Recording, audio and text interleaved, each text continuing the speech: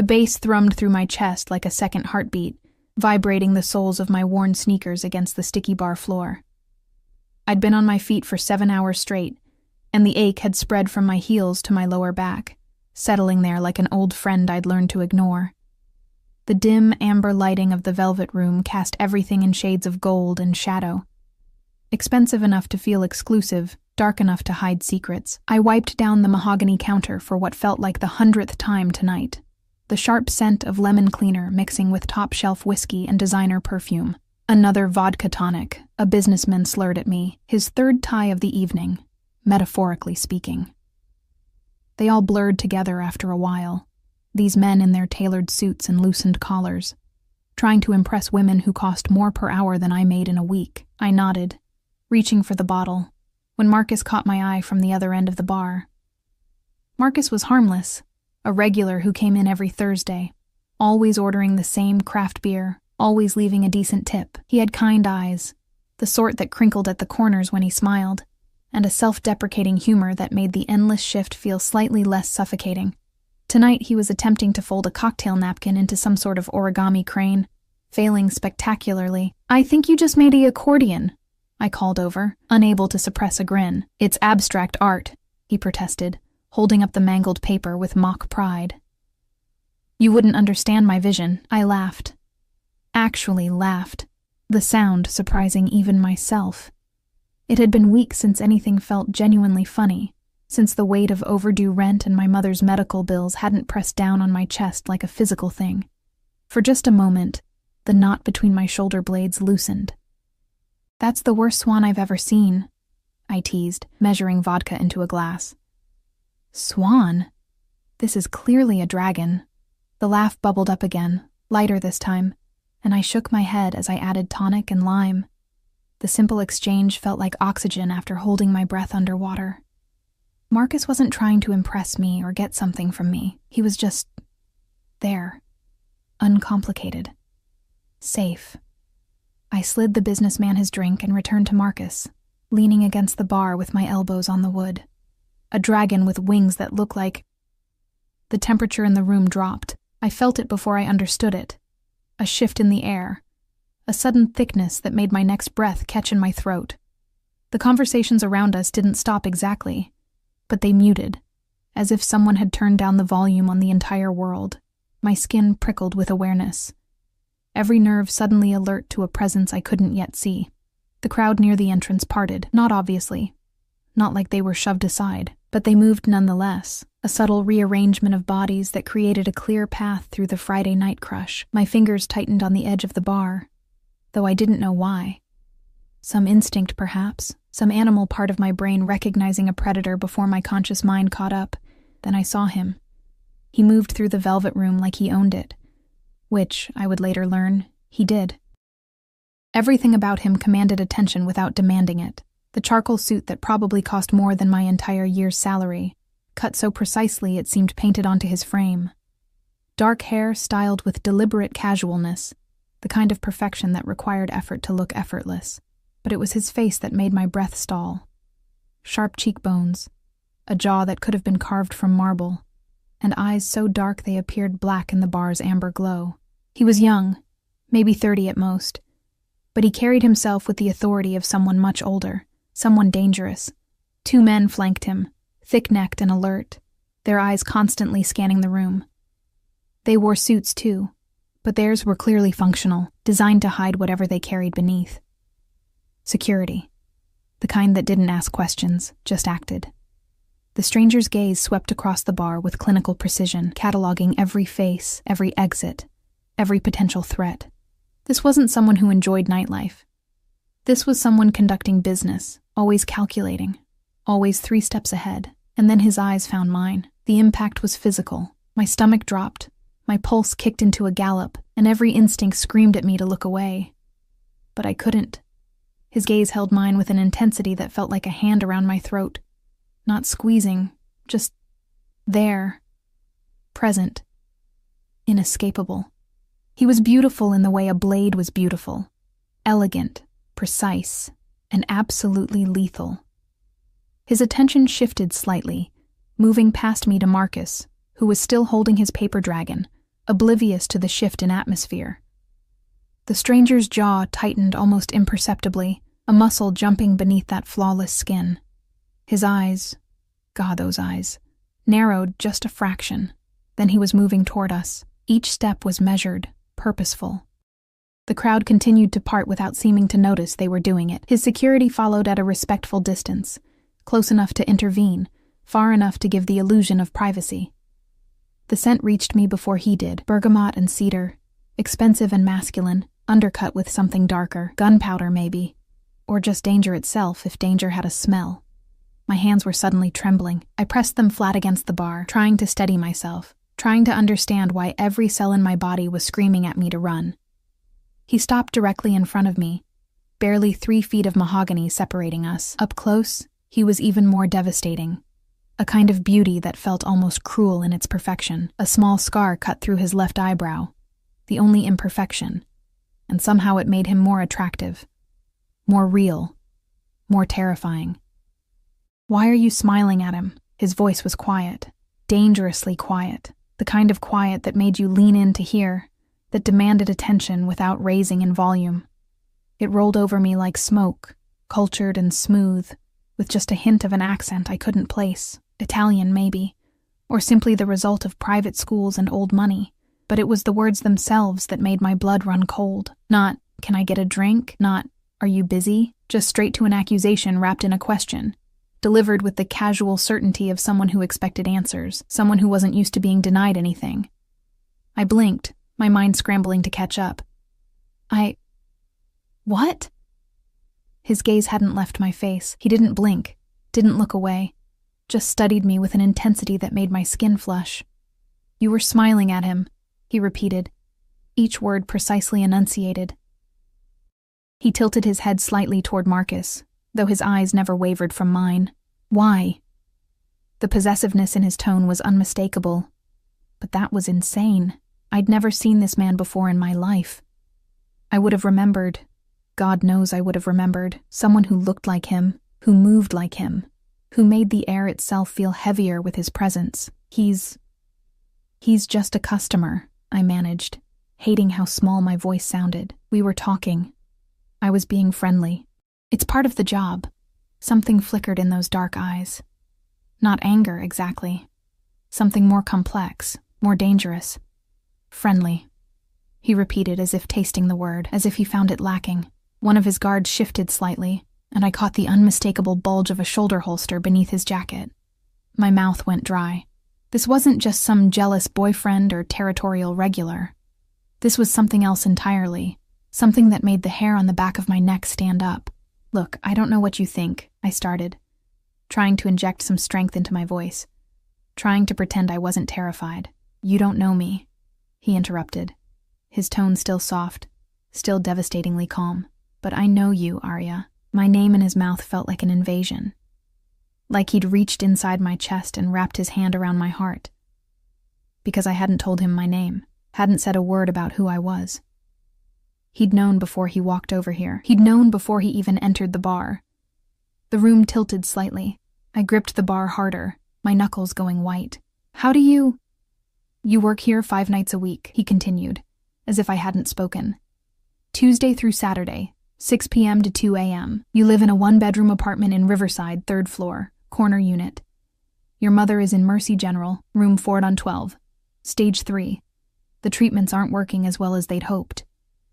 Each word was a hammer blow, each detail a violation. He knew things he shouldn't know, things he had no right to know, things that proved this wasn't a chance encounter or a case of mistaken identity. This was intentional, calculated, planned. "You take the bus because your car died 6 months ago and you can't afford to fix it," he went on, his voice never rising, never losing that terrible calm. "You're 3 months behind on rent. Your landlord is threatening eviction. You eat 1 meal a day, usually whatever the kitchen here throws away at closing. You haven't bought yourself anything new in over a year." Tears burned behind my eyes, but I refused to let them fall.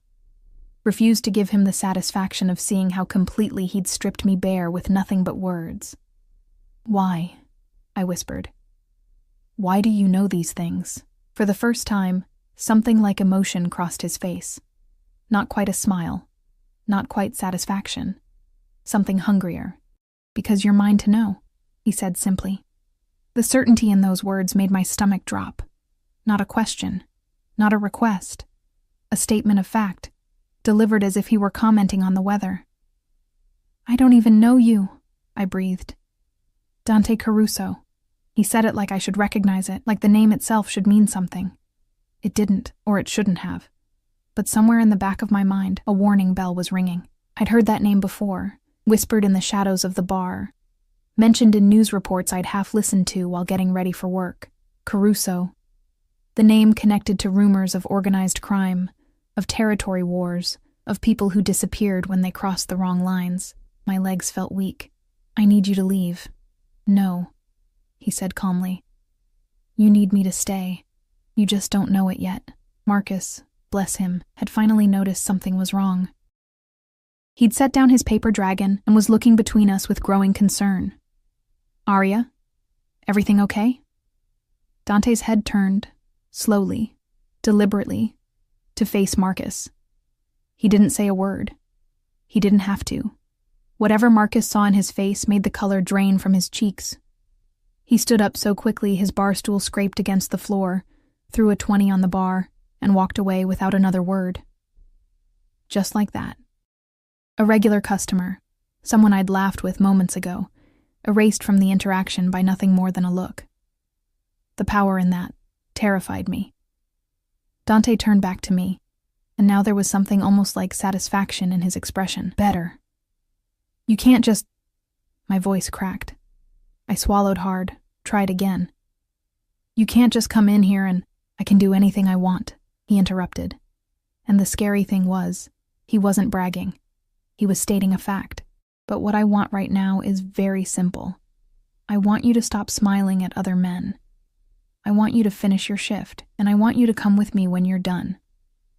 "I'm not going anywhere with you." "Yes," he said, leaning forward slightly, his hands flat on the bar between us. Close enough that I could feel the heat radiating from his body, could see the flecks of gold in those impossibly dark eyes. "You are.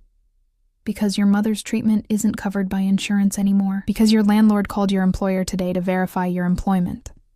Because you're drowning, Arya, and I'm offering you a life raft. I don't need your help. Everyone needs help," he countered. "The question is whether you're smart enough to take it when it's offered." My phone buzzed in my apron pocket. Without thinking, I pulled it out. A text from Mercy General. "Payment required for continued treatment. Please contact billing immediately." When I looked back up, Dante was watching me with that same unsettling intensity. He'd known, somehow, he'd known the text was coming. Had probably arranged for it to come right now, at this exact moment, when I was already off balance and afraid. "What do you want from me?" I asked. And I hated how defeated I sounded. His expression softened, just barely. Just enough to make him look almost human. Almost. "Everything," he said quietly. "But we'll start with dinner. Tomorrow night. 7 o'clock, I'll send a car. And if I say no?"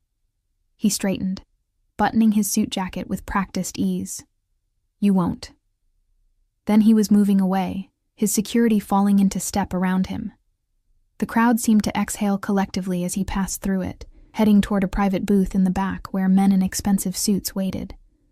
Business. This entire encounter had been a detour in his evening, barely worth his time, yet somehow it had tilted my entire world on its axis. I stood there, gripping the bar, my heart hammering so hard I could feel it in my throat. My hands shook as I tried to pour myself water, the glass rattling against the pitcher. What had just happened? Who was Dante Caruso, really? And why in God's name had he decided I belonged to him? My phone buzzed again. Not a text this time. A bank notification. A deposit. $50,000. I nearly dropped the glass, scrolled up to check the sender, anonymous transfer. But I knew. Of course I knew.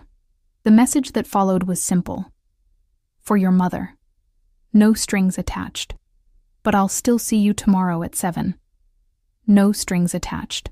The biggest lie I'd ever been told, wrapped up in the prettiest bow. Because men like Dante Caruso didn't do anything without strings. and I had just felt the first one wrap around my wrist, soft as silk and strong as steel. I didn't sleep that night. How could I?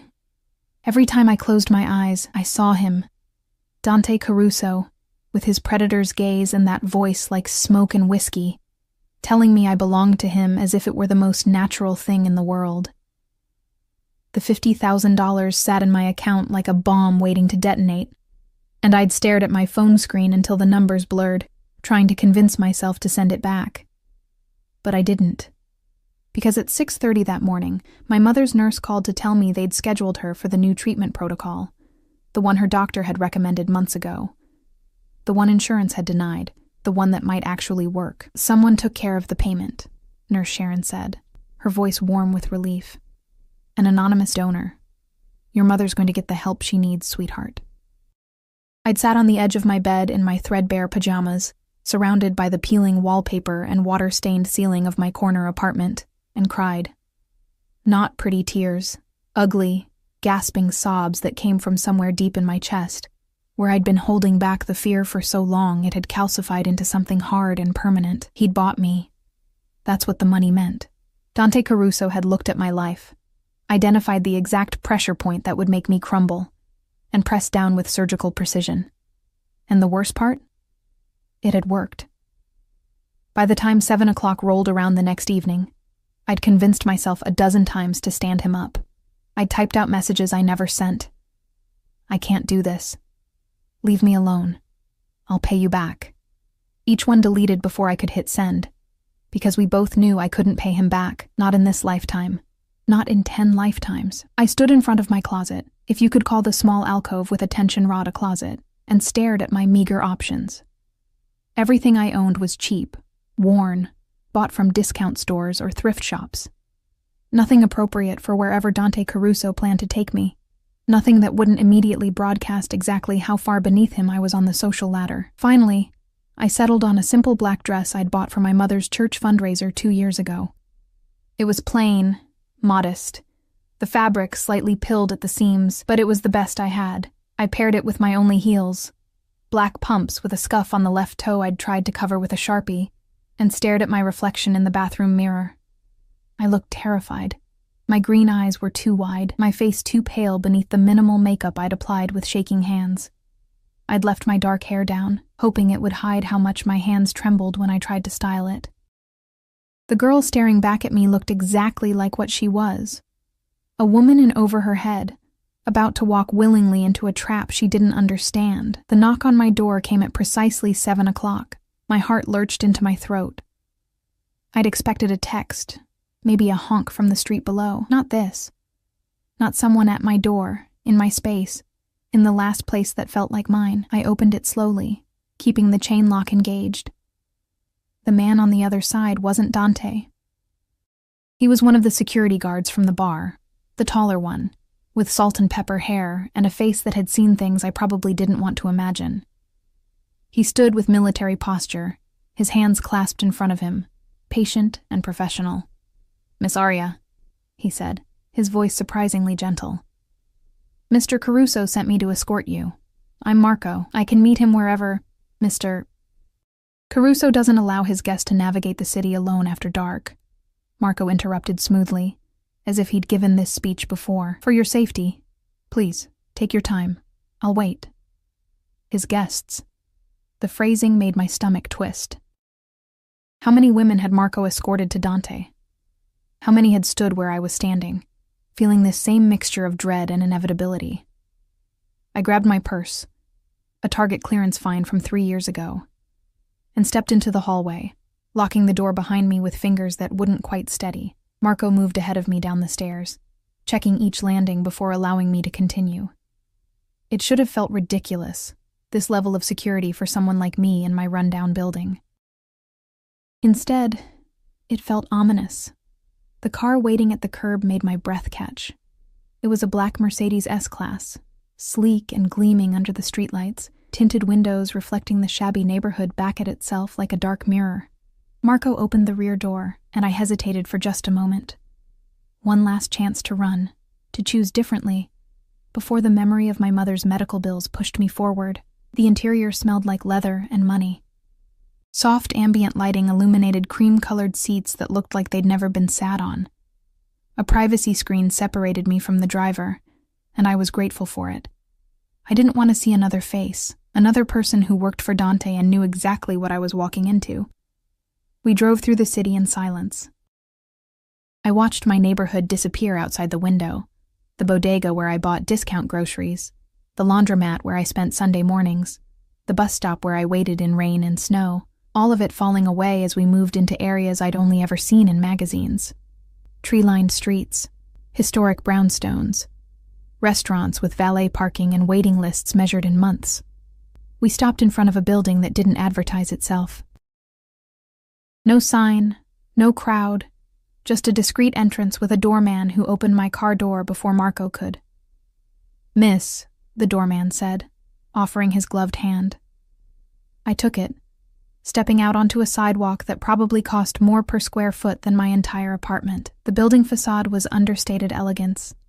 Old brick, iron railings, gas lamps that cast warm pools of light. Through the glass doors, I could see marble floors and crystal chandeliers. Marco guided me inside with a hand that never quite touched my back, just hovered there, a reminder of his presence. The lobby was hushed, temperature-controlled, smelling of lilies and expensive candles. My cheap heels clicked too loudly against the marble, announcing my intrusion into this world where I didn't belong. We rode an elevator to the top floor. Of course it was the top floor, and my ears popped with the altitude. When the doors opened, they revealed a private foyer with only one door. Marco pressed the doorbell, and I fought the urge to run back into the elevator. The door opened. Dante stood framed in the doorway, and the sight of him stole whatever composure I'd managed to scrape together. He'd traded the suit for something slightly less formal, but no less expensive. Charcoal slacks and a white shirt with the sleeves rolled to his elbows, revealing forearms corded with muscle and decorated with what looked like the edge of a tattoo. His dark hair was slightly mussed, as if he'd run his fingers through it, and those devastating eyes locked onto me with an intensity that made my knees weak. "Aria," he said, my name a greeting and a claim all at once. "You came." Did I have a choice? The words came out sharper than I'd intended. A flash of defiance I couldn't quite suppress. Something flickered in his expression, approval maybe, or amusement. "There's always a choice," he said quietly.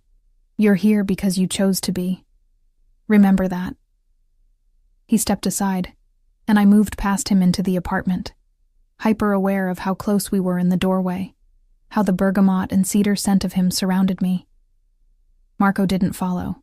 The door closed behind me, with a soft click that sounded like a cell door locking. The apartment was exactly what I'd expected, and somehow more. Floor-to-ceiling windows overlooked the glittering city, the view worth more than most people earned in a lifetime. The interior was all clean lines and expensive minimalism. Dark wood, leather furniture, art on the walls that I suspected wasn't reproduction. Everything perfect, everything controlled, like him. "Would you like something to drink?" Dante asked, moving toward a bar cart that probably held liquor older than I was. "Wine? Something stronger?" "Water is fine." I didn't trust myself with alcohol. Didn't trust what I might say or do if I let my guard down even a fraction. He poured water into crystal glasses. Even that felt like a statement, and handed one to me. Our fingers brushed in the exchange, and I jerked back as if burned. He noticed, of course. Those dark eyes noticed everything. "You're afraid of me," he observed, not a question. Shouldn't I be? Probably. He took a sip of his own water, watching me over the rim of the glass. "But you're here anyway. That takes courage.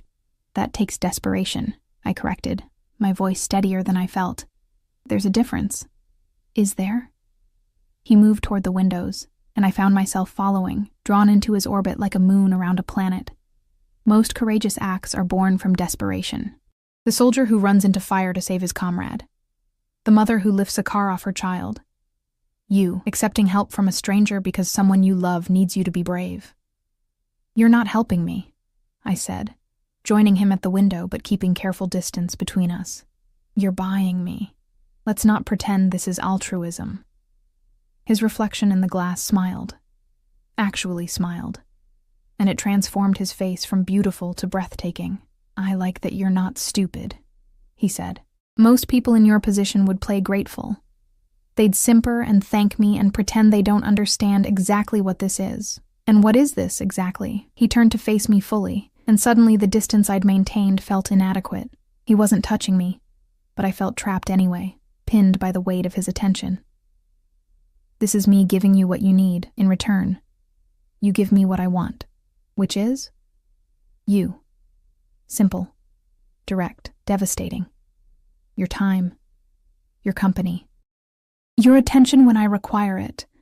Nothing you're not willing to give, Arya. I'm not a monster." "No?" I challenged, forcing myself to meet his gaze, "because monitoring my bank account, learning my schedule, knowing where my mother is being treated, that sounds pretty monstrous to me." "That sounds like due diligence," he countered. "I don't invest in things I haven't researched. And make no mistake, you are an investment." The words should have made me angry. Should have sent me running for the door. Instead, they just made me tired. "Why me?" I asked, and I hated how small my voice sounded. "I'm nobody. I work in a bar. I can barely afford to eat. What could you possibly want with someone like me?" His hand came up, and I froze as he brushed a strand of hair behind my ear. The touch was gentle, almost tender, and that made it more frightening than if he'd grabbed me. "You remind me of someone," he said quietly. "Someone I couldn't save. Someone who deserved better than the hand life dealt her. I'm not your redemption project." "No," he agreed, "you're not. But maybe you're my second chance." A timer went off in another room. The kitchen, I assumed. Dante's expression shifted, the vulnerability I'd glimpsed vanishing behind that controlled mask. "Dinner is ready. Come." It wasn't a request. The dining room was intimate, a table set for two near another wall of windows, candles flickering in crystal holders. Food already plated in portions that looked like art. He pulled out my chair with the practiced courtesy of someone raised with old-world manners, then took his own seat across from me. I stared at the plate, some kind of pasta with seafood. The presentation so perfect I felt guilty disturbing it. "You cooked this?" I asked, unable to hide my surprise. "I did." He picked up his fork, completely at ease. "I don't trust people in my personal space. Not with food, not with anything that matters. You learn to be self-sufficient in my line of work." "And what exactly is your line of work?" His eyes met mine over the candlelight, dark and unreadable. "Import-export," he said with a slight smile that told me he knew I didn't believe him. "Family business, very traditional." "Traditional," I repeated, taking a small bite of pasta that melted on my tongue despite my nerves. "Is that what we're calling it? What do you think we should call it?" I think," I said carefully, setting down my fork, "that men with armed guards and private apartments and the resources to drop $50,000 without blinking aren't usually importing legitimate goods." "You're right," he said, surprising me with his honesty. "I'm not." "But knowing that doesn't change your situation, does it? Your mother still needs treatment. Your landlord still wants his money. You still need help that no one else is offering. So I should just accept it? Accept you? Accept whatever this arrangement is?" "Yes." He leaned back in his chair, studying me with that unnerving intensity. "Because the alternative is watching your mother die while you work yourself into an early grave trying to save her. And for what? Pride? Principles? Those things don't keep people alive, Arya. Money does. Power does. And right now, I have both." I wanted to argue. Wanted to tell him he was wrong, that there were things more important than survival at any cost, but the words stuck in my throat because he wasn't wrong. Not really. I'd been drowning for months, and he'd thrown me a rope. That the rope had thorns didn't make it any less necessary. "What happens after dinner?" I asked instead. "I take you home," he said simply. "Marco drives you back to your apartment. You go to work tomorrow at the bar, same as always. The only difference is that now, when I come in, you smile at me instead of other men. You save your attention for someone who's earned it. By paying for it. By caring enough to pay for it," he corrected. "There's a difference." We ate in loaded silence after that, The clink of silverware against china, the only sound besides the muted city noise filtering through the windows. The food was incredible, clearly expensive ingredients prepared with skill, but I could barely taste it. My mind was too busy trying to understand the man across from me, trying to find the angle, the trap, the moment when the other shoe would drop. "You keep waiting for me to hurt you," Dante observed, setting down his wine glass. "I can see it in your eyes. Every time I move, you flinch. Every time I speak, you brace yourself. Can you blame me?" "No." He stood, moving around the table with that predatory grace, and I forced myself not to shrink back as he stopped beside my chair. "But I need you to understand something, Arya. I don't hurt what's mine. I protect it. Jealously. Viciously. No one touches what belongs to me. Not without consequences." He leaned down, his hands bracing on the arms of my chair, caging me without touching me. This close, I could see the gold flecks in his dark eyes, could feel the heat radiating from his body, could smell the cedar and danger that clung to him like a second skin. "And you are mine now," he whispered, his breath warm against my ear, "whether you've accepted it yet or not. The moment I saw you laughing at that bar, smiling at someone who didn't deserve the gift of your attention, that was the moment you became mine. Do you understand?" I should have said no, should have pushed him away, should have run. Instead, I heard myself whisper, "Yes." His smile was small, satisfied, and absolutely terrifying in its possessiveness. "Good girl." Then he straightened, offering his hand. "Come. I'll show you the view from the balcony before Marco takes you home." I took his hand. God help me. I took his hand, and let him lead me deeper into the beautiful cage he was building around me, one expensive gesture at a time. The next 2 weeks passed in a blur of contradictions that left me feeling like I was living 2 separate lives. By day, or rather by night, I was still just Arya, still pulling shifts at the Velvet Room, still pouring drinks and wiping down tables, still taking the bus home in the early morning hours with aching feet and the smell of spilled liquor clinging to my clothes. My coworkers noticed nothing different. My regulars still ordered their usual drinks. The world kept spinning as if nothing fundamental had shifted, but it had. Because now, 3 or 4 times a week, Dante came to the bar. He never announced himself, didn't need to. I always felt him before I saw him. That electric shift in the atmosphere, the way conversations seemed to lower in volume, the instinctive parting of the crowd. He'd take the same corner booth, the one with a clear view of all the exits, and his security would flank the entrance while he sat with his back to the wall, watching me work, just watching. It should have been creepy, should have made my skin crawl the way other men's stares sometimes did, hungry and entitled and demanding. But Dante's attention felt different, heavier, like he was cataloging every movement I made, every smile I gave to a customer, every word I exchanged with my coworkers, measuring them, weighing them, deciding if they deserved even that small piece of me, and God help anyone who got too friendly. Marcus never came back. Neither did Tom, the investment banker who used to chat about the stock market while nursing his scotch. Or David, the artist who'd once asked if he could sketch me during my break.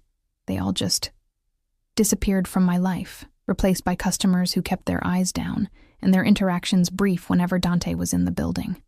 The other bartender, Jenny, noticed. "What's with the suit in the corner?" she asked one night during a lull, jerking her chin toward Dante's booth. "He's here like every other day, just staring at you. Should I call someone?" "No," I said quickly. Too quickly. It's fine. He's harmless." The lie tasted bitter on my tongue. Dante Caruso was many things, but harmless wasn't one of them. Jenny raised an eyebrow but didn't push. "Well, if he's bothering you, say the word.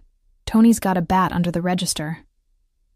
I almost laughed at the image of our 50-year-old manager going up against Dante and his security team with a baseball bat. Almost.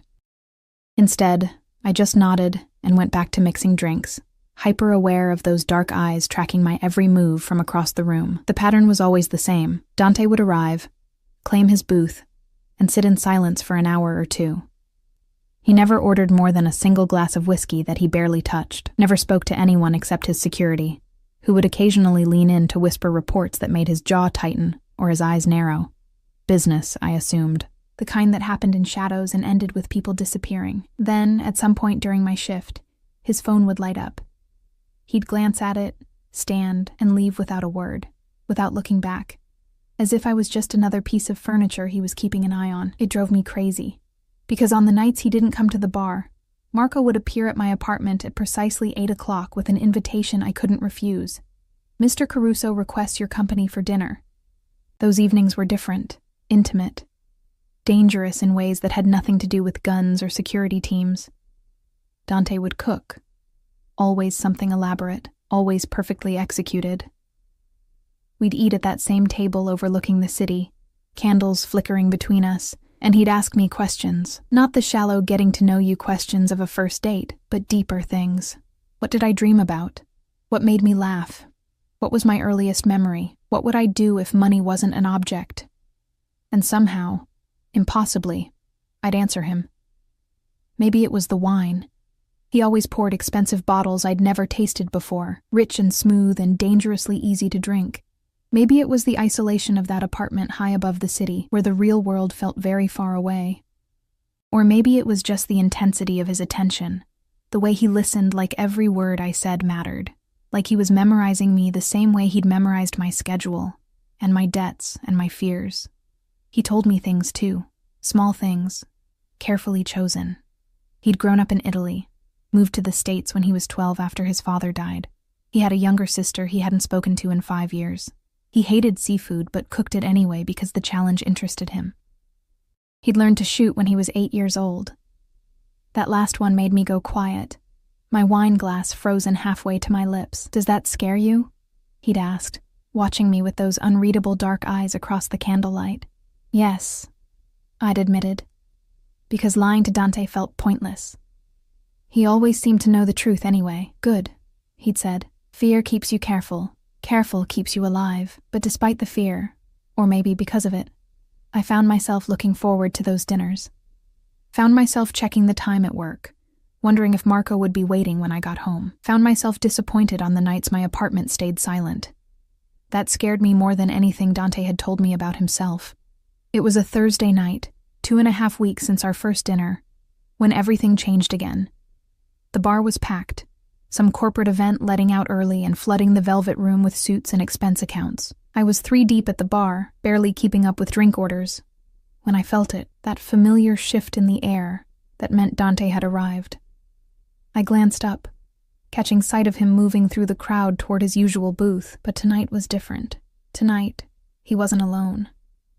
The woman with him was stunning, model tall with legs that went on forever, poured into a red dress that probably cost more than my car used to. Platinum blonde hair fell in perfect waves down her back, and even from across the room, I could see the glitter of diamonds at her throat and wrists. She moved with the confidence of someone who'd never doubted her place in the world, her manicured hand resting possessively on Dante's arm. Something sharp and ugly twisted in my chest. Jealousy. Hot and immediate and absolutely ridiculous because I had no claim on Dante Caruso.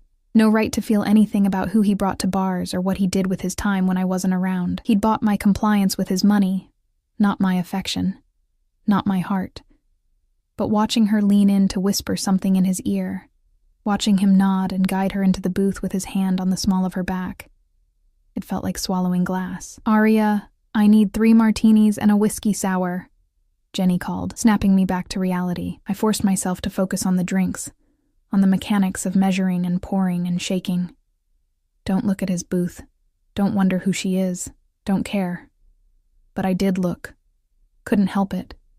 The woman, whoever she was, sat close to Dante, her body angled toward his, her laugh carrying over the ambient noise. Beautiful and sophisticated, and perfectly suited to a man who wore power like a second skin. Everything I wasn't. Everything I could never be, even if I wanted to. Dante's security team looked relaxed, which told me she wasn't a threat. Someone known. Someone approved. Someone who belonged in his world in ways I never would. I turned back to the bar, my hands shaking slightly as I garnished the martinis. "You okay?"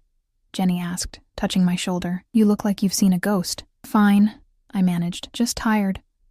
The lie sat heavy on my tongue, but I pasted on a smile and delivered the drinks, then threw myself into serving the surge of customers with a focus that bordered on desperation. Anything to keep from looking at that booth. Anything to ignore the sick feeling in my stomach. An hour passed. The crowd started to thin. I'd almost convinced myself I could make it through the night without falling apart when I felt someone approach the bar. Not Dante. The woman. Up close, she was even more beautiful. The kind of beautiful that came from expensive salons and personal trainers and dermatologists on speed dial. Her makeup was flawless, her perfume subtle and clearly designer. And when she smiled at me, it didn't reach her cold blue eyes. Vodka cranberry, she said, her voice smooth and cultured. Top shelf. I nodded, reaching for the bottle with hands that I willed to stay steady. As I poured, I felt her watching me with the same calculating attention Dante often used. Measuring, assessing. So you're Arya, she said. And it wasn't a question. My stomach dropped. I'm sorry. Do I know you? Not yet. But Dante's told me about you. She accepted the drink I slid across the bar, taking a delicate sip. I'm Isabel, Dante's fiancée. The word hit me like a physical blow. Fiancé. Of course he had a fiancée. Men like Dante Caruso didn't stay single. They had beautiful, appropriate women waiting for them, women who understood their world and could navigate it without drowning. Congratulations, I heard myself say, the word hollow. Isabel's smile sharpened. He didn't tell you about me, did he? Typical. Dante hates complications. She leaned forward, her voice dropping to a conspiratorial whisper that felt more like a threat. But let me make something very clear, darling. Whatever arrangement you have with him, whatever money he's given you, whatever promises he's made, it ends. Tonight. Walk away while you still can. I don't know what you're talking about, I said. But the words came out weak, unconvincing. Don't play stupid. It's beneath both of us. She set down her drink, diamonds catching the light. Dante has a habit of collecting strays. Pretty broken things he thinks he can fix, but they never last, sweetheart. He gets bored, moves on, and then where are you? Alone, with nothing but memories of what it felt like to have his attention for a little while. Each word was a carefully aimed dart, hitting marks I hadn't known were vulnerable. Because she was right. Everything she said was right. I was temporary, disposable, a project he'd abandon once the novelty wore off. I should get back to work, I managed, my throat tight. Good girl. Isabel picked up her drink, turning to leave. Then she paused, glancing back over her shoulder. Oh, and Arya. If you're smart, you'll take whatever money he's given you and disappear. Because Dante Caruso doesn't share, and neither do I. She walked back to the booth, sliding in next to Dante with a familiarity that spoke of years, not weeks. He said something I couldn't hear, and she laughed, pressing a kiss to his cheek that left a red lipstick mark on his skin. He didn't wipe it away. I turned back to the bar, my vision blurring with tears I refused to let fall. Not here. Not where people could see. Not where he could see. The rest of my shift passed in a haze. I mixed drinks mechanically, smiled when appropriate, counted down the minutes until I could escape. Dante and Isabel stayed for another hour, then left together, her hand in his as they walked past the bar without a glance in my direction, as if I didn't exist, as if I'd never existed. When my shift finally ended at 2 a.m., I gathered my things with numb fingers and headed for the employee exit. The alley behind the bar was dark and smelled like garbage and rain, but it was blessedly empty. Or I thought it was. Arya. I spun around, my heart leaping into my throat. Dante stood at the mouth of the alley, alone, his suit jacket unbuttoned and his hands in his pockets. The security team was nowhere in sight. Just him, backlit by the street lamps, his face half in shadow. What are you doing here? I asked, and I hated that my voice shook. Waiting for you. He moved closer, and I backed up instinctively until my shoulders hit the brick wall. You've been crying. I haven't. Don't lie to me. He was close now, close enough that I could see the tension in his jaw, the something dangerous flickering in his dark eyes. Isabel talked to you. What did she say? The truth. The words came out bitter. That I'm temporary. That you have a fiancé. That I should take the money and run before you get bored and throw me away like all the other broken things you've collected. His expression went absolutely still. Deadly still. And you believed her. Why shouldn't I demanded, emotion finally breaking through my numbness. You never mentioned a fiancé, Dante. You show up at my job, you cook me dinner, you act like you own me, but you never said you belonged to someone else. So yes, I believed her. Because at least she was honest about what this is. You want honesty? His hand came up, palm flat against the wall beside my head, caging me in. Isabel is a political arrangement. Our families have been planning that engagement since we were children. It means nothing. She means nothing. Then why is she here? Because she heard about you, he said, his voice dropping to that dangerous quiet that made my pulse race. Because she's threatened by you in ways she's never been threatened by anyone else. Because you, Aria, with your cheap dress and your honest eyes and your stubborn pride, you matter more to me in 2 weeks than she has in 20 years. I shook my head, not trusting myself to speak. I told her tonight that the engagement is over, Dante continued, his free hand coming up to cup my face with surprising gentleness. I told her I won't marry her. I won't marry anyone except the woman I choose. And I choose you. You can't— I can, he interrupted. I can do whatever I want. That's what power is, Aria, the ability to choose your own path, regardless of what anyone else says you should do. I'm not marrying you, I whispered, even as my body betrayed me by leaning into his touch. I don't even know you. Then let me help you know me. His thumb brushed across my cheekbone, catching a tear I hadn't realized had fallen. Let me show you that this, you and me, this is real. Not an arrangement. Not a transaction. Real.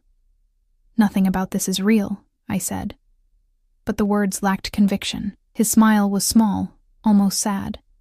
Then why are you crying, Aria? Why do you care who I'm with if this means nothing to you? I didn't have an answer. Couldn't admit the truth, that somewhere between his possessive jealousy and his carefully cooked dinners, I'd started to fall. Started to care about a man who terrified me, who controlled me, who'd bought his way into my life and refused to leave. Come home with me tonight, he murmured, his forehead resting against mine. Not for dinner, not for show, just come home. Be with me. Let me prove this is more than you think it is. Every rational part of my brain screamed at me to say no, to walk away, to remember that men like Dante Caruso didn't fall in love with girls like me. They consumed them and moved on. But standing there in that alley, with his hands gentle on my face and his breath warm against my lips, I couldn't remember why rationality mattered. Okay, I whispered. And just like that, I stepped willingly into the fire. The penthouse was different at 3 a.m, quieter somehow, more intimate. The city lights beyond the windows had dimmed to scattered gold against black velvet, and the silence felt thick enough to touch.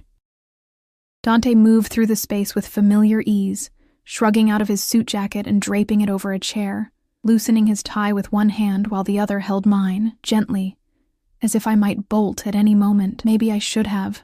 Instead, I stood in his living room, still wearing my bar clothes that smelled like spilled liquor and stranger's cologne, feeling more out of place than ever in this world of marble and leather and floor-to-ceiling windows. Are you hungry? Dante asked, heading toward the kitchen. I could make something. At 3 a.m.? He glanced back, and there was something almost boyish in his slight smile. I don't sleep much. Occupational hazard. Food helps. I followed him into the kitchen, all stainless steel and black granite, probably bigger than my entire apartment. He moved with surprising comfort here, pulling ingredients from the refrigerator with the ease of someone who actually used this space regularly, not just for show. Sit, he said, nodding toward the island bar stools. I did, watching as he cracked eggs into a bowl, whisked them with practiced efficiency, added cream and herbs I couldn't name. His movements were precise, controlled, the same way everything about him was controlled. Even his rolled-up sleeves revealed forearms that were all lean muscle and tension, the edge of that tattoo I'd glimpsed before. Something dark and elaborate that disappeared beneath the fabric. "What is it?" I asked, nodding toward the ink. "The tattoo." He paused, glancing down at his arm as if he'd forgotten it was there. "Family crest. Everyone in the Caruso line gets it when they turn 18, a reminder of who we are, what we're bound to. Sounds more like a brand than a reminder." His eyes met mine, dark and unreadable. "Maybe it is. Does that bother you?" "I don't know yet," I admitted. "Everything about you bothers me, and nothing about you bothers me enough to leave." Something flickered across his face. Surprise, maybe, or satisfaction.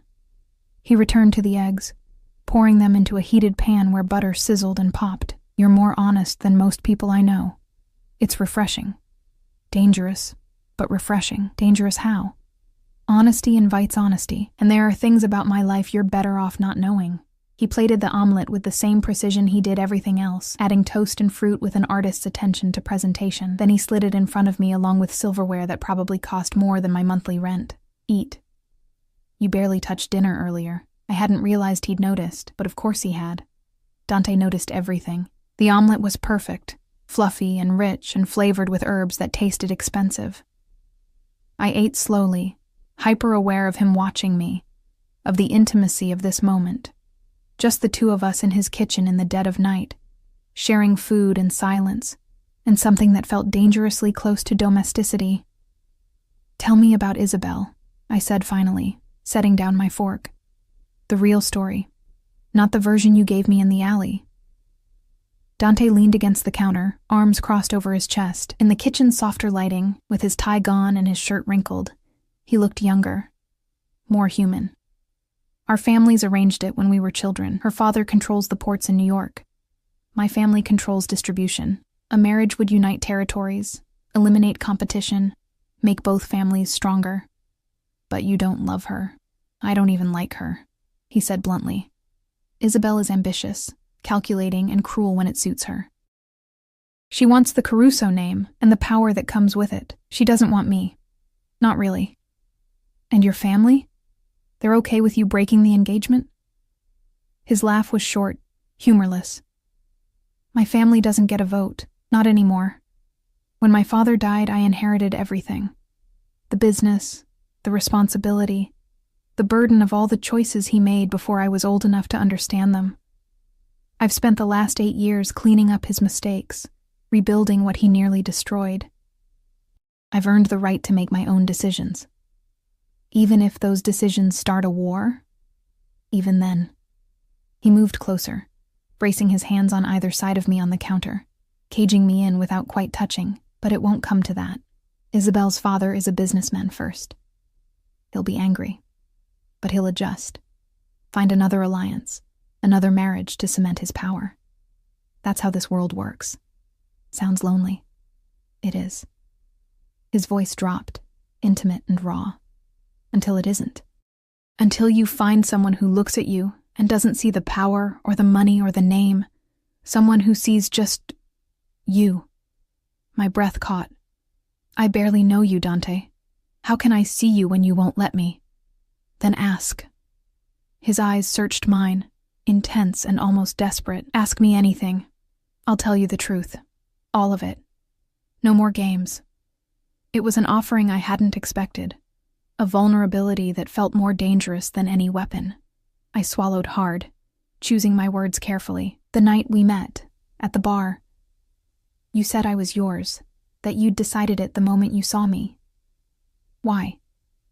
He was quiet for a long moment, his jaw working like he was trying to decide how much to reveal. Finally, he reached out and traced the curve of my cheekbone with one finger, the touch achingly gentle. "You were laughing," he said softly. "Really laughing, not the fake laugh people use when they're trying to impress someone or get something. And for just a second, you looked free, happy, like the weight of the world wasn't crushing you." His hand dropped. "My mother used to laugh like that before my father's choices destroyed her." before the life we lead took everything good about her and ground it down to nothing. Understanding hit me like a freight train. I remind you of her. No. His voice was fierce. You remind me of what she could have been if someone had protected her, if someone had seen what was happening and stepped in before it was too late. He exhaled slowly. I was 8 years old when she died, suicide. Though the family called it an accident, I found her. I was the one who... He stopped, his throat working. I reached out instinctively, covering his hand with mine. You don't have to. I want to. He turned his hand over, lacing our fingers together. I need you to understand. I'm not a good man, Arya. I've done things that would make you run screaming if you knew the details. But I protect what's mine, obsessively, violently, because I know what happens when you don't. When you let the world take and take until there's nothing left. Tears burned behind my eyes. For him. For his mother. For the child who'd found her and had been shaped by that trauma into the dangerous man standing in front of me. I'm not her, I whispered. I'm not going to break, Dante. Everyone breaks eventually. His free hand came up to cup my face. But maybe, if I'm careful enough, if I give you everything you need, you won't break the way she did. Maybe I can do it right this time. I'm not a second chance, I said, even as I leaned into his touch. I'm just me. Broken in my own ways, drowning in my own problems. You can't save me and redeem yourself at the same time. Watch me. Then he was kissing me. Not gentle, not careful. Like a man drowning and I was air. His mouth claimed mine with a hunger that stole my breath, one hand tangling in my hair while the other pulled me closer, eliminating the space between us. I gasped against his lips, and he took advantage, deepening the kiss until I couldn't think, couldn't breathe, could only feel. This was dangerous, reckless. Everything I'd sworn I wouldn't do, I kissed him back anyway. My hands found his shoulders, his neck, threading through his dark hair and pulling him closer even though there was no closer to get. He tasted like mint and whiskey, and something uniquely him, and I wanted more. Wanted everything he was offering and everything he wasn't. When we finally broke apart, both breathing hard, his forehead rested against mine. Stay, he murmured. Tonight, just sleep. Nothing else. Just stay with me. I should have said no. Should have called a car, gone back to my shabby apartment, put distance between myself and this man who was rapidly becoming my entire world. Okay, I whispered instead. He led me to his bedroom, all dark wood and soft lighting, and a bed that looked like it could sleep 5 people comfortably. He disappeared into what I assumed was a closet and returned with a t-shirt, soft and worn, offering it to me without a word. I changed in the bathroom, splashing water on my face and staring at my reflection. My lips were swollen from his kiss. My eyes were too bright, fever bright, like I was coming down with something. Maybe I was. Maybe Dante Caruso was a virus in my bloodstream, and I was too far gone to fight the infection. When I emerged, he was already in bed, wearing just sleep pants, the covers pulled back in invitation. I climbed in beside him, hyper-aware of his proximity, of the heat radiating from his body, of how small I felt in this massive bed. Come here, he said quietly. I moved closer, and his arm came around me, pulling me against his chest. I could hear his heartbeat, strong and steady, feel the rise and fall of his breathing. He smelled like cedar and safety, which was insane because nothing about Dante Caruso was safe. Tell me something true, I whispered into the darkness, something you've never told anyone else. His hand stroked slowly through my hair, the gesture soothing and intimate. I'm terrified of losing you, he admitted. Which is insane because I barely know you. But the thought of you walking away, of choosing someone else, of smiling at another man the way you smiled at that idiot at the bar, it makes me want to burn the world down. That's not healthy. I never claimed to be healthy. His arms tightened around me. But I'm yours, Arya. Completely. Possibly irreversibly. And I need you to decide if you can live with that. I was quiet for a long time, listening to his heartbeat, feeling the steady rhythm of his breathing.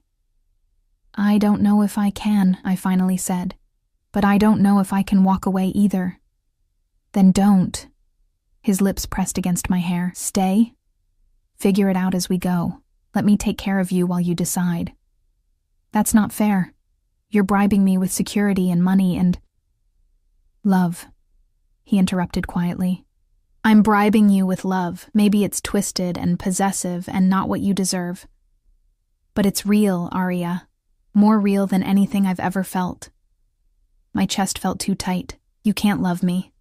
You don't even know me. I know enough. I know you take extra shifts to pay for your mother's treatment. I know you cry in the bathroom at work when you think no one's listening. I know you put everyone else's needs before your own until there's nothing left for yourself. I know you're strong and stubborn and so fucking beautiful it hurts to look at you sometimes. A tear slid down my cheek, absorbed by his t-shirt. This is crazy. Probably. His voice was drowsy now, sleep creeping in at the edges. But you're still here. That has to mean something. It did. I just wasn't ready to admit what. I closed my eyes, letting the warmth of his body and the security of his arms lull me toward sleep. Tomorrow, I'd worry about the consequences. Tomorrow, I'd figure out what I was doing with a Mafia boss who'd decided I belonged to him. Tomorrow, I'd deal with reality. Tonight, I let myself have this. The fantasy of being protected, cherished, chosen, even if it was built on a foundation of danger and obsession and beautiful lies, even if I was falling in love with a man who might destroy me, even if part of me wanted him to. I woke to sunlight streaming through floor-to-ceiling windows and the smell of coffee. For a disoriented moment, I didn't know where I was. The bed was too soft, the sheets too expensive, the room too bright. Then memory crashed back. Dante. The kiss, his confession in the darkness, falling asleep in his arms while my rational mind screamed warnings I'd chosen to ignore. I sat up quickly, heart pounding, and found myself alone in the massive bed. The space beside me was cool, the indent of his body the only evidence he'd been there at all. Voices drifted from somewhere in the apartment, low, serious, speaking rapid Italian that I couldn't understand. I climbed out of bed, still wearing his t-shirt, and padded barefoot toward the sound. The hallway opened into the living room where Dante stood by the windows, phone pressed to his ear, his free hand gesturing sharply as he spoke. He'd dressed in dark slacks and a crisp white shirt, looking every inch the dangerous businessman I'd first encountered at the bar.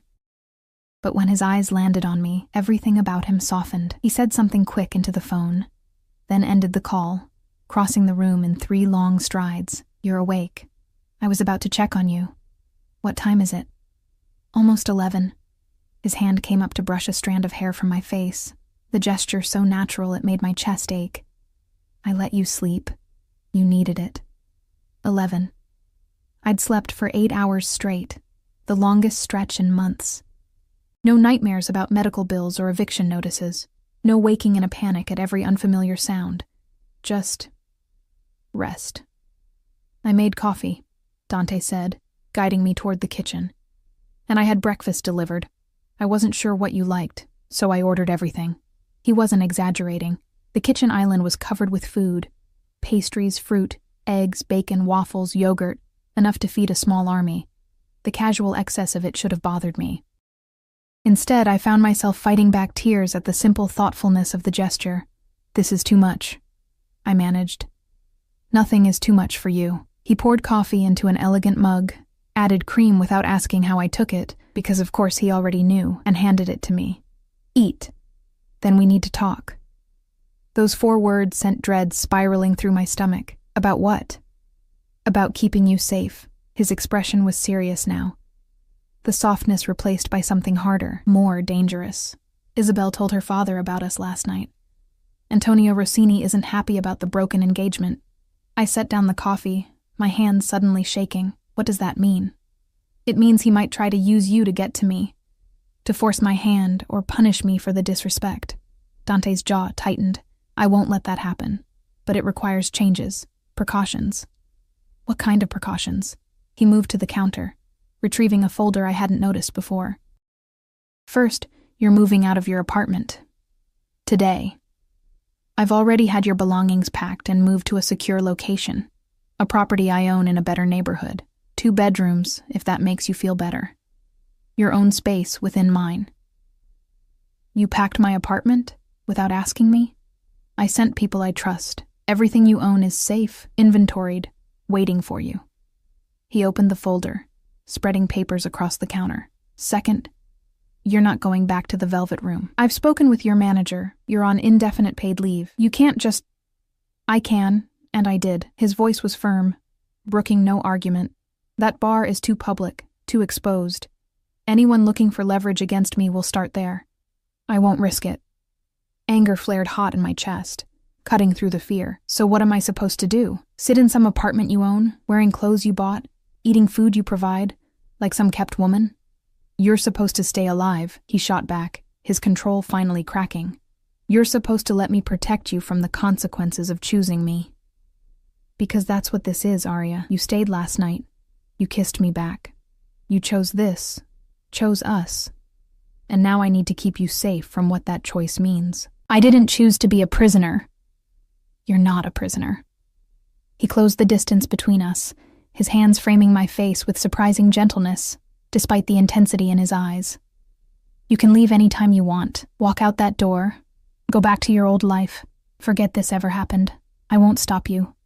But if you stay, if you choose to be with me, then you accept my protection, all of it. Because I cannot lose you. I won't survive it. The rawness in his voice undid me. This wasn't about control, not really.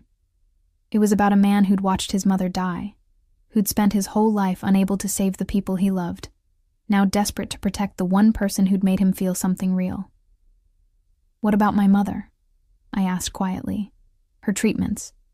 If I'm in hiding, already handled. I've arranged private care, the best doctors, a suite at Mercy General that's monitored 24/7 by my security. No one gets near her without clearance. He pulled papers from the folder. And this. I had my lawyers draw it up this morning. I looked down at the documents, legal papers, dense with text I could barely understand. But certain words jumped out. Beneficiary, trust fund, medical expenses, full coverage. What is this? Insurance, Dante said simply.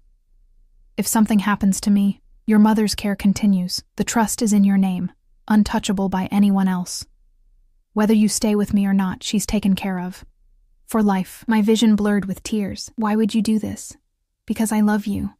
He said it so simply, like it was the most obvious thing in the world. Because you deserve to make your choice based on what you want, not what you need. Because I need you to know that keeping you is about wanting you, not trapping you. I stared at him. This beautiful, dangerous man who'd upended my entire life in a matter of weeks, who'd bought his way into my world and refused to leave, who was now offering me everything I needed while claiming it was a gift, not a cage. I'm scared, I whispered. Good. Fear keeps you careful. He echoed his words from weeks ago, but now they carried different weight. Be scared. Be angry. Be whatever you need to be. Just be it with me. Let me love you while you figure out if you can love me back. I already do. The admission fell from my lips before I could stop it. That's what terrifies me. I love you and I barely know you, and everything about this is wrong and dangerous, and he kissed me, swallowing the rest of my words. This kiss was different from last night's desperate hunger. This was a promise, a claim, a vow sealed with the press of lips and the thunder of our heartbeats. When he pulled back, his forehead rested against mine. Then we figure it out together, one day at a time. You learn who I really am. I learn how to be what you need. We build something real out of this insane beginning. What if your world destroys us? Then we burn together. His smile was small, almost sad. But I'd rather burn with you than live safely without you. The next 3 months were a study in contradictions. Dante kept his word. The apartment he'd moved me into was beautiful. A 2-bedroom in a secure building with a doorman and cameras and enough space that I never felt trapped. My mother's care improved dramatically with the private suite and specialized treatments, and I visited her every day under Marco's watchful protection. But more than that, Dante let me in. He taught me to cook the elaborate meals he'd been making, standing behind me in the kitchen with his hands guiding mine, his patience endless when I made mistakes.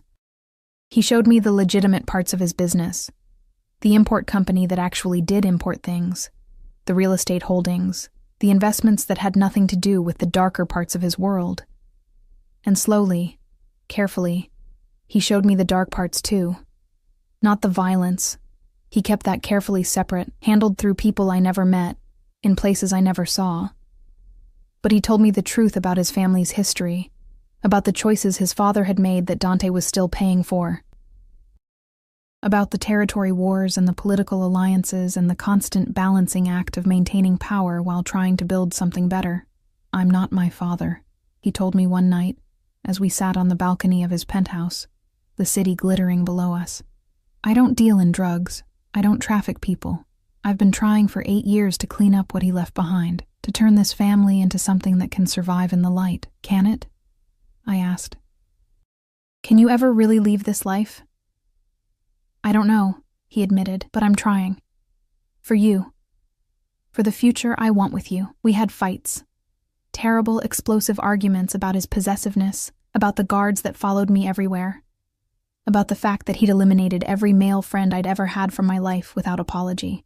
He was jealous, controlling, and utterly unrepentant about it, but he also listened.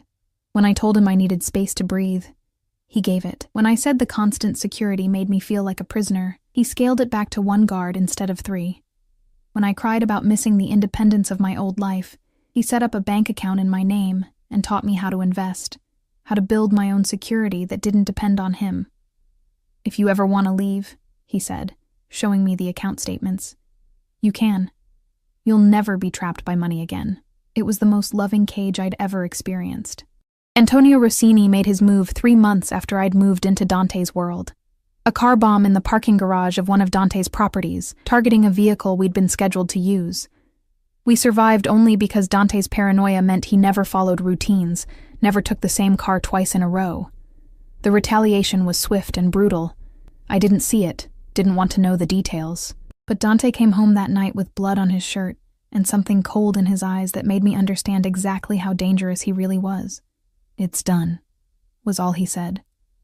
"Rossini won't be a problem anymore." I should have been horrified, should have packed my bags and run.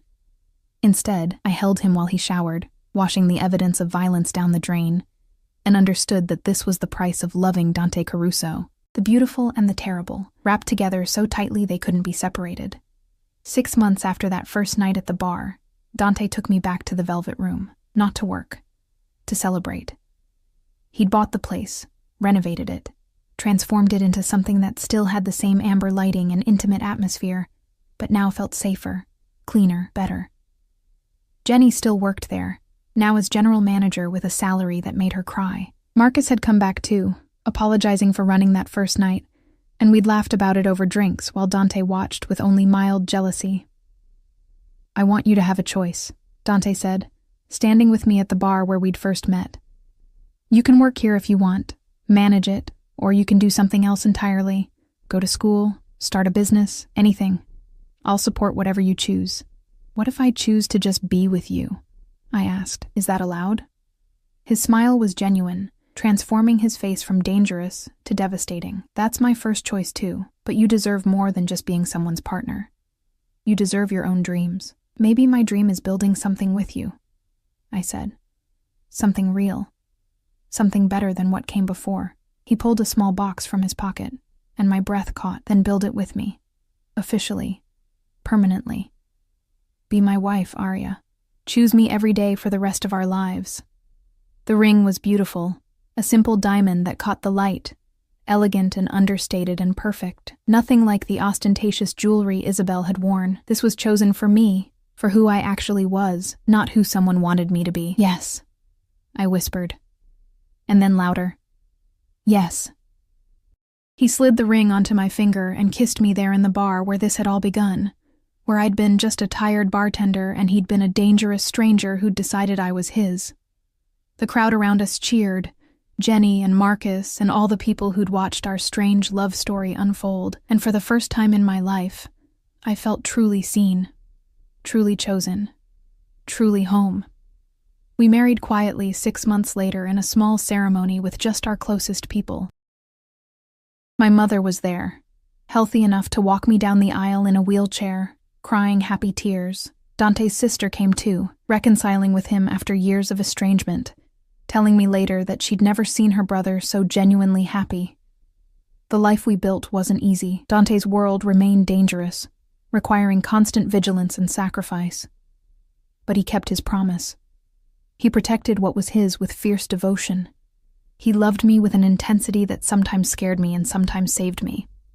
And slowly, together, we transformed his family's legacy into something we could both live with. On our first anniversary, Dante cooked the same meal he'd made that first night. The omelet at 3 a.m. when I'd been too scared and confused to understand what was happening between us. "Do you regret it?" he asked as we ate at the kitchen island, our fingers intertwined on the counter. Saying yes that night, letting me into your life, I looked at him. This beautiful, dangerous man who'd seen me drowning and decided to save me, who'd loved me with such possessive devotion that I'd never felt alone again. And I smiled. "Not for a single second," I said truthfully. "You're the best mistake I ever made." His laugh was warm, genuine, the sound of a man who'd finally found something worth more than power, or money, or control. "And you're the only thing I ever got right." He leaned across the counter and kissed me. And in that kiss was everything we'd survived together. The fear and the danger, the obsession and the sacrifice, the beautiful cage that had become a home. We'd built something real from the ruins of 2 broken people. Something strong enough to withstand his world, and stubborn enough to last forever.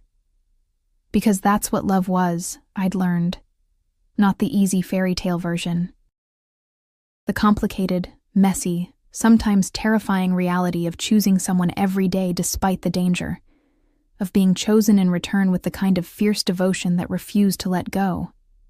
Dante Caruso had walked into my life as a possessive stranger who decided I belonged to him. And somehow, impossibly, he'd been right. I did belong with him. And he belonged with me. Forever had never sounded so perfectly dangerous.